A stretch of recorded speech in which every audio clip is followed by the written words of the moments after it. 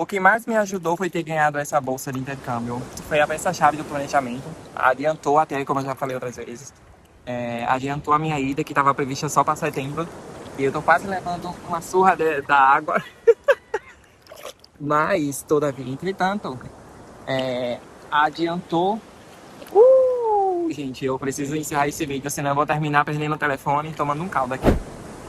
É por isso que eu falo pra vocês, fiquem de olho nas escolas, acompanhem as escolas, acompanhem tudo, para que vocês participem dessas promoções, que não seja, talvez que não seja 100%, talvez uma bolsa de 50%, uma bolsa de 30, 40 já ajuda. E deixa eu falar uma curiosidade para vocês, enquanto eu planejava esse vídeo aqui, eu estava trabalhando, enquanto eu escrevia sobre ele, eu estava trabalhando na empresa, então eu não podia perder tempo.